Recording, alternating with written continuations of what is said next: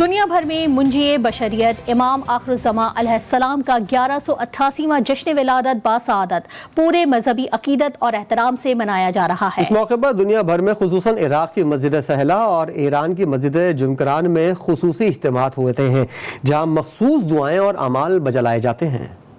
اللہم کل ولیک الحجت ابن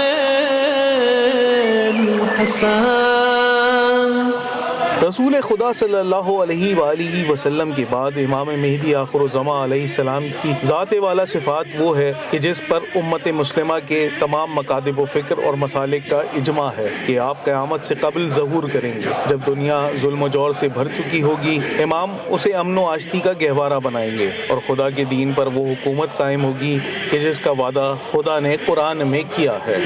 جب نور کا سورج چمکے گا، کروٹی زمانہ بدلے گا، سب چاند ستارے مہدی کی چوکھٹ کے دیے بن جائیں گے۔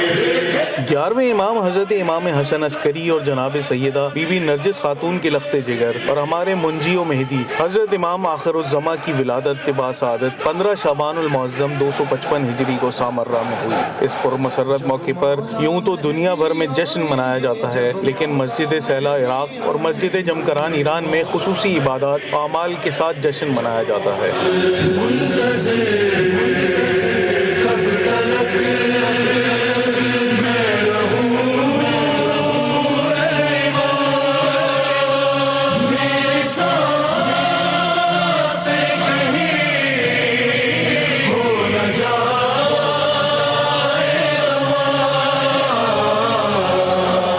روایات کے مطابق اس وقت کے حکمرانوں اور دشمنان اہل بیت علیہ السلام کی وجہ سے آپ کی ولادت مبارکہ کو خفیہ رکھا گیا اور آپ نے اپنے والد گرامی کے سایہ عاطفت میں صرف 5 برس گزارے۔ حاکم وقت نے انہیں زہر دے کر شہید کر دیا۔ اس کے بعد آپ سن 260 ہجری سے 328 ہجری تک غیبت صغریٰ میں رہے اور 328 ہجری کے بعد سے آج تک غیبت کبریٰ میں ہیں۔ بغیر فرمان ابن زغرا نظام دنیا نہیں چلے گا، نہیں چلے گا۔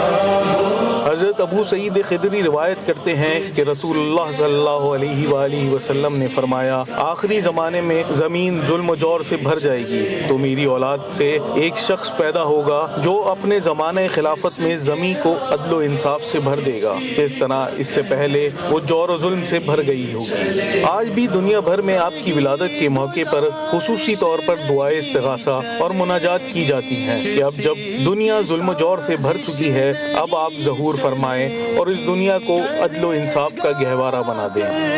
ہر جا مقتل غم کی فضا ہے، صاحب زارا آ جاؤ مظلوموں